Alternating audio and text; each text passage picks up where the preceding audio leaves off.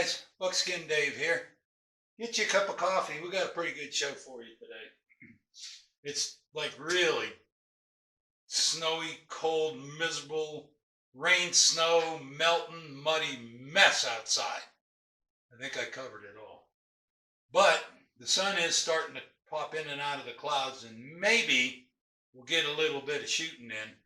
And I got a surprise. I was out on a scout the other day and got a little surprise, and we'll take a look at that a little bit later. Anyway, got one of these. This is that one of them beaver tails. I hope it's focusing really good. It's really kind of cool because I got all the scales off, and this is the color it came out of the tan. And there's little hairs in between those flakes sticking out. It's kind of cool. This is cut a little bit big for the knife that I'm working with, but I'm gonna have to trim it down. What I'm doing right now is I've got this is gonna go on, let's see, be on this side. This will be the belt loop. And I'm making a flat belt loop, not something over like they usually are. And so a belt will slip through. The reason why I'm doing that is a lot of the mountain men carried their knives just in them. Just slipped in a belt, like a belt sash or something like that. And if somebody wants to carry it that way, I'm actually making this for a knife that a friend of mine built me just before he died. And it's a really special knife for me, and I've skinned and gutted probably 8 or 10 elk with it. And I'm making this sheath for that. But I've got a couple other knives I'm going to make some sheaths for. And I'm going to do them the same way, because if somebody wanted to be in a traditional clothing with a sash or a belt, this wouldn't get in the way. So I'm putting some stain on. Then I have this piece here. This is just a piece of very thin leather, and I'm going to glue that inside also. That'll be. So anyway, I've been loading up. Oh, those are 50s. I've been loading up some of these.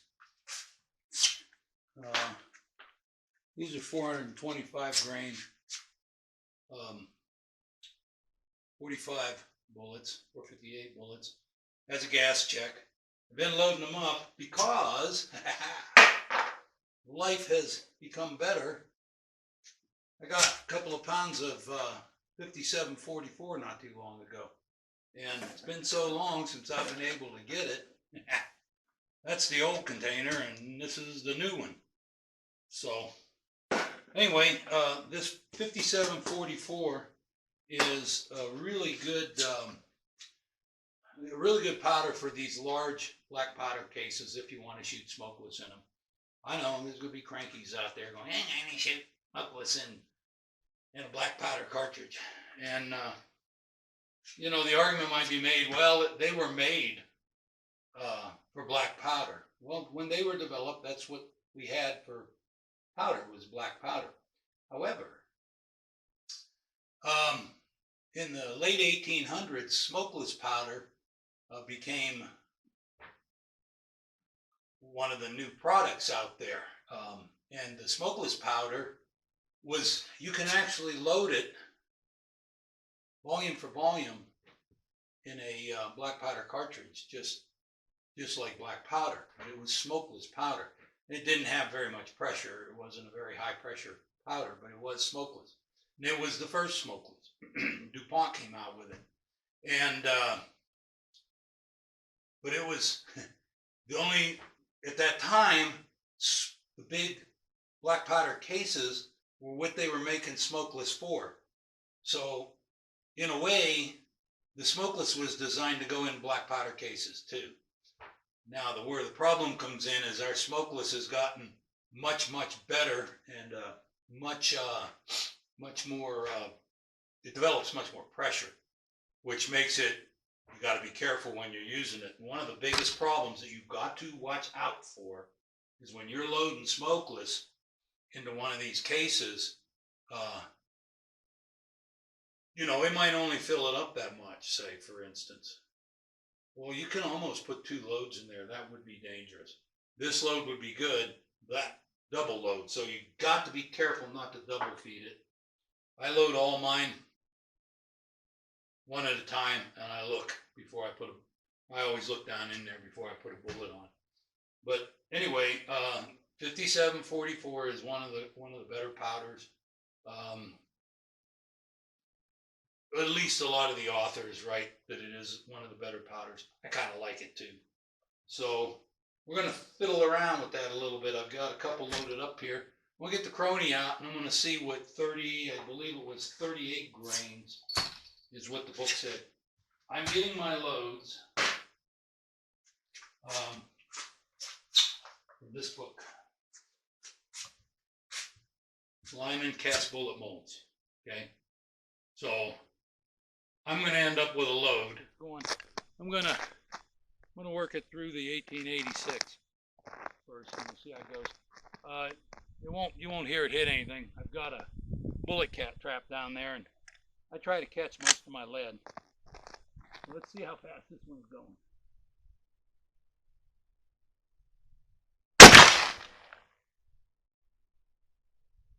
$16.48.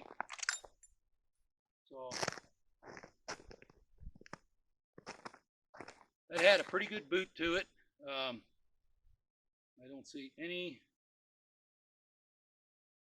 don't see anything, any pressure problems with the brass. That's about what the book said it'd be going.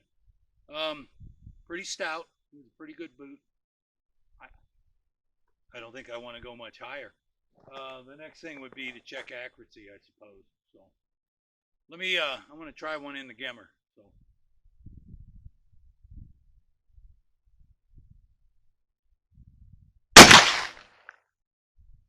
Uh, 1664. 1664. It felt nice out of this one too.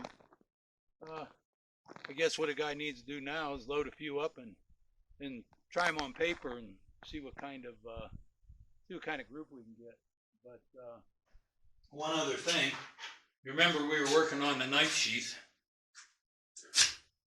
That's how it turned out, and it's good that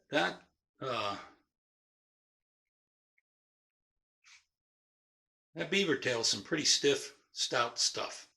Now, this knife was built by a friend of mine, and he started to put his initials on it, and he died before the knife was finished. So his wife made me a holster, or a shoe, as I've been recently told is what sometimes called, sheath is called.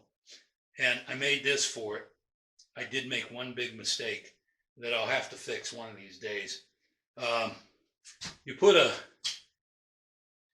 wilt down through here, you know, so that the knife doesn't cut string or whatever you got it tied together with. Well, I didn't make it wide enough here at the top, and when I punched my hole, my lacing is sticking through, and the knife kicks off of it, and it'll cut it a little bit. So I'm going to have to fix that one day. Hey, we all make mistakes, and that was mine. So I backed this one down a little bit, just because I like to see what it's going to do. Just a few grains, so it's lower than the minimum grains that they recommend. I want to see how much it affects the velocity, and this time I'm going to shoot. We got a plate there.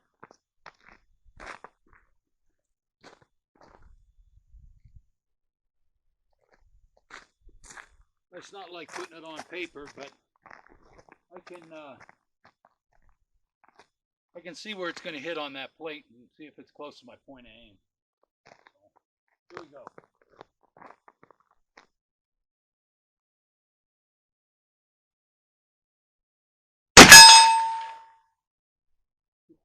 18.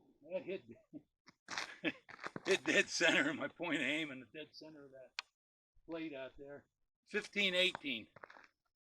Okay, so I bumped a few of them loads up and shot a little bit, probably while you were getting some coffee. What I have here now, these are some 500 grain bullets. And one of the things that I like in the book with the 5744 is the actual, and I don't know if it's a misprint or what, but the book shows that the 500 grain bullets actually have less pressure than the 425 grain bullets with more powder. Anyway, the point being is, I like shooting smokeless in this gun. No particular reason. I like shooting black powder too, but the reason why I like shooting smokeless in here is sometimes when you're hunting, this smokeless gives you a little bit more punch, you know. Where I'm going with this is I like the load that I put in here to be safe to put in the gemmer, or I've got a couple other rolling blocks, something of that nature. And the reason being is you can't see through the case. So if I accidentally put a load in there that I intended for this gun, it's going to be the same pressure, other than it might surprise me a little.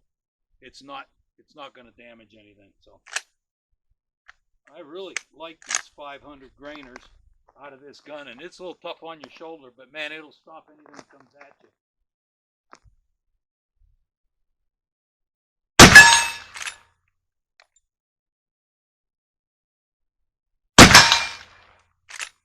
These are running about 1,300.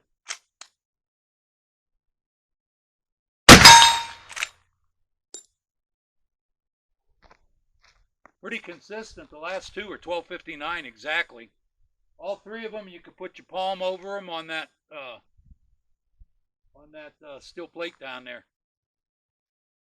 Anyway, we were out doing a little scout the other day, and I come across something that was really cool, and wanted to share it with you. So get a cup of coffee and check this out. So this is an all black fox, is what it looks like to me, and I can't get any closer to it. But the only thing, I was looking through binoculars, and he's got a gray tip on his tail, and he's all black and bushy. I had never seen a fox like this before, so it's kind of cool.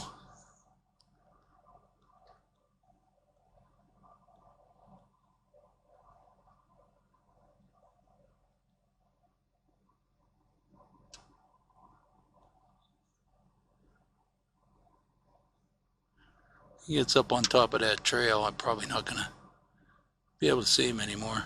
Anyway, we shot a few more, and I settled on a load that runs this thing at 1,600.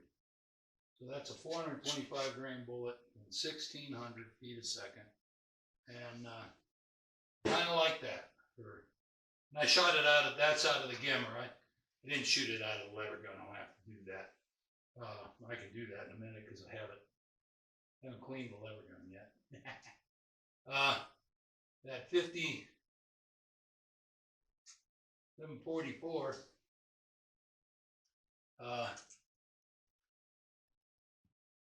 Make sure you clean your gun. As you can see there, it's kind of got a blackness to it. So I'll run a few of these patches down there and then a brush and go from there.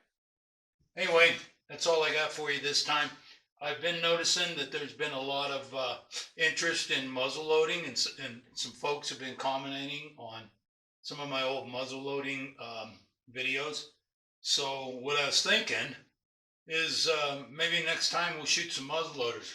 I've got this black powder shotgun here that I need to, actually it's got a load in it right now, because every once in a while there's a intruding rabbit that needs to get shot and put in a pot.